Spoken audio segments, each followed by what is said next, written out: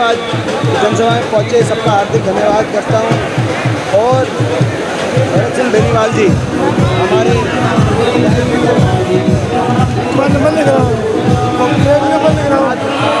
बहुत बहुत मुबारकबाद देता हूँ। आज की बारिश तूफान में आपके बारिश तूफान में इस जनसभा की कामयाबी इस बात का प्रतीक है कि इलाहाबाद की जनता ने बदलाव का मन बना लिया है। प्रदेश की जनता ने बदलाव का मन बना लिया है। बीजेपी और जेजेपी सरकार जा रही है, हुड्डा साहब के नेतृत्व में कांग्रेस पार्टी की सरकार आ रही है। और ये इस बात का भी प्रतीक है भरत सिंह बेनीवाल जी की जो संघर्ष और जो तपस्या वर्षों तक लोगों के बीच में इन्होंने जो अपना एक अपना स्थान बनाया लोगों के दिलों में।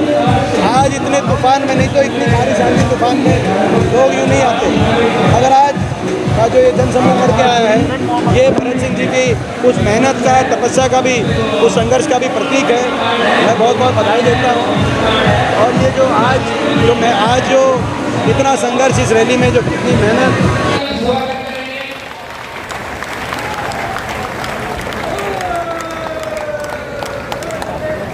अब स्वागत, पगड़ी, ताली, ये क्रम हमारा एक देश चला गया। अब मैं चाहूंगा कि सुमित सिंह बेनीवाल अभी बाहर देखने जा रहे हैं। पूरे प्रदेश में सरकार से मैं पूछना चाहता हूँ, सरकार ने फ्लड कंट्रोल बोर्ड की जो बैठक हुई थी उसके बाद कितना बजट आवंटित किया गया? 9 साल से ना घग्गर का, ना मारकंडा का, ना यमुना का, कई तटों पे उनके जो बैंक्स होते हैं, इनबैंकमेंट का काम होता है, तटों को मजबूत करने का काम सरकार तटबंदी करती है। लेकिन इस सरकार ने 9 साल से इनके तटों को मजबूत करने के लिए एक रोड़ी भी लगाने का काम नहीं किया। ना ही कोई नहरों और ड्रेन्स को, कई ड्रेन्स को सफाई का, नालों को सफाई का काम होता है, ना ही ड्रेन की सफाई। इस साल के भी ड्रेन की सफाई के 70% टेंडर, अभी टेंडर ही हुआ, काम नहीं हुआ।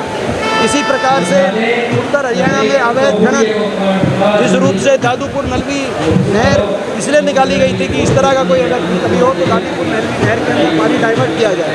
तो ये सारा जितना ये प्रगति करता है उतना ये सरकार की, हरियाणा के प्रदेश सरकार की विफलता भी है। और मुख्यमंत्री जी, वो तो एक ऐसे मुख्यमंत्री जी हैं जो प्लेन, हवाई जहाज और हेलीकॉप्टर से नीचे उतर ही नहीं रहे।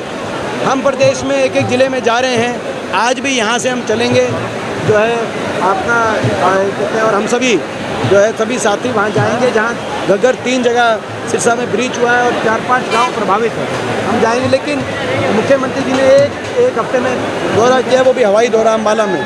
तो ये मैं समझता हूँ कहीं ना कहीं ये प्रदेश सरकार की विफलता का प्रतीक है।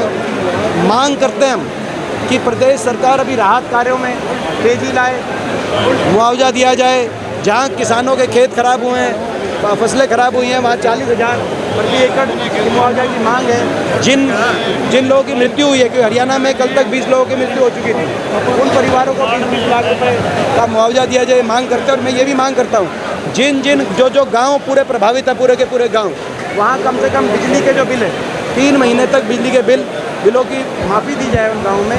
क्योंकि पूरा गाँव जब प्रभावित होता है तो केवल किसान नहीं, लेकिन वहाँ पे मजदूर भी, वहाँ पर कर्मचारी भी, व्यापारी भी, सभी लोग प्रभावित होते हैं। तो 3 महीने तक की बिजली के बिलों में छूट दी जाए, ये भी मैं मांग करना चाहता हूँ। पहले किसान धरना चल रहा था, उसके बाद पहलवान, उसके बाद सरपंच, और अब कलरक धरना दे रहे हैं पूरे हरियाणा में। ये सरकार, इस सरकार का ये चेयरमैनों की पावर और पंचायती संगठनों की, सरपंच और चेयरमैनों की पावर्स के बारे में हम कहना चाहते हैं कि इनकी पावरों को बहाल किया जाएगा। जैसे हमारी सरकार में जितनी पावर, आर्थिक पावर सरपंचों की थी और पंचायत जिला पर, उससे ज़्यादा बढ़ाकर, जो तो हुड्डा सरकार में पहले थी, उससे भी ज़्यादा बढ़ाकर हमारे को अगर मौका मिलेगा उनकी आर्थिक पावर बढ़ाई जाएगी। क्योंकि पंचायती राज संगठनों को तो पावर्स बढ़ानी चाहिए। राजस्थान जैसे प्रदेश में कहीं ज़्यादा पावर्स है, लेकिन यहाँ पे तो हरियाणा ने तो, सरकार ने तो उल्टी दिशा में गाड़ी मोड़ दी। अगर इनको पावर नहीं देनी थी तो चुनाव क्यों कराया इस सरकार ने?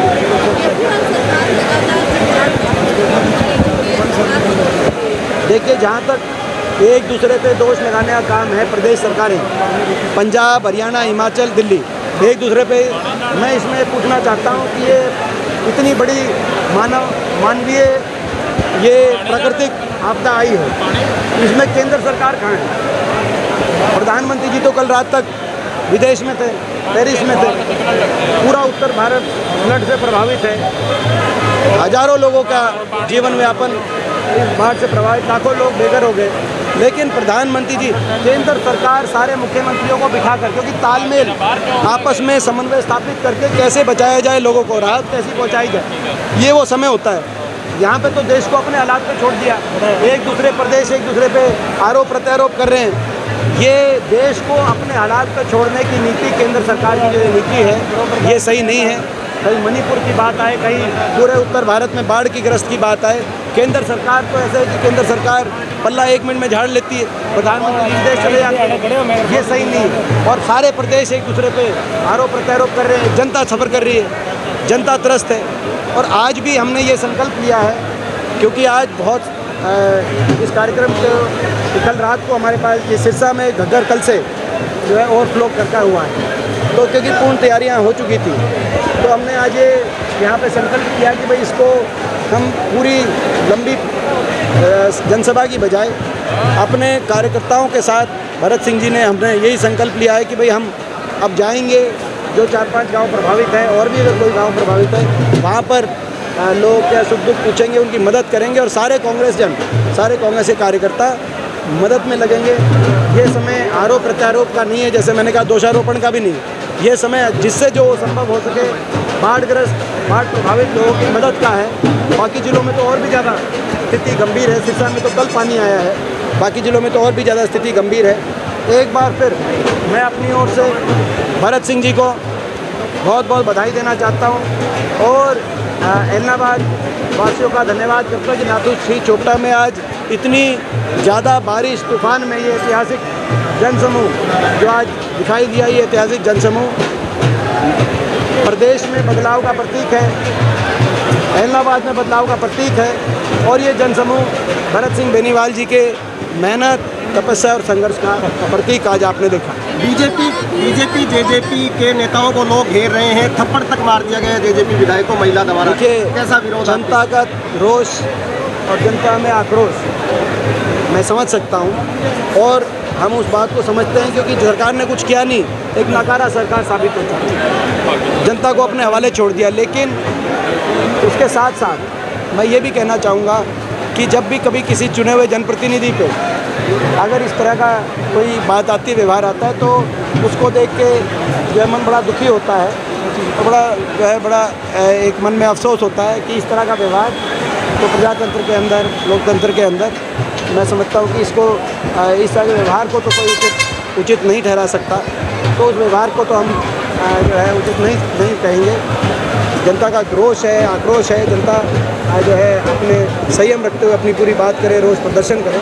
हम अगर इस तरह का जो है जो व्यवहार की बात आती है, वो कहीं ना कहीं उसको देख के कोई भी हो, ये किसी भी पार्टी के हो, कोई भी जनप्रतिनिधि हो, वो असली परिवर्तन तो आज देख लिया आपने। इनेलो की परिवर्तन यात्रा के बाद आया हुआ परिवर्तन आज आपने नाथू चोपटा में देखा, क्योंकि इनेलो पार्टी के नियत लोग समझ चुके हैं। जेजेपी और इनेलो ये बीजेपी की बी टीम बन के, मैं पूछना चाहता हूँ, जब राज्यसभा चुनाव की बात आई तो बीजेपी उम्मीदवार के साथ, चाहे वो दुष्यंत चौटाला थे, उन्होंने भी वहीं वोट दी, चाहे अभय चौटाला थे, उन्होंने भी वहीं वोट दी, चाहे कुलदीप बिश्नोई थे, उन्होंने भी वहीं वोट दी, सब एक हो गए।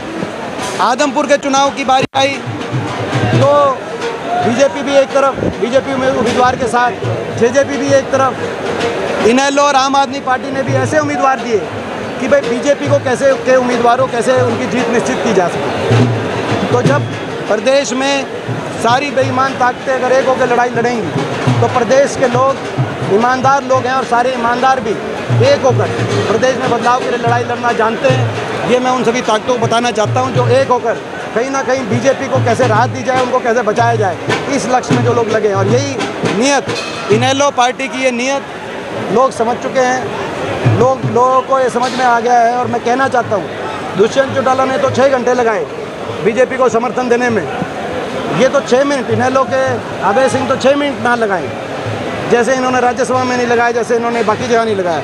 ये तो 6 महीने में बीजेपी को समर्थन देने का काम करेंगे।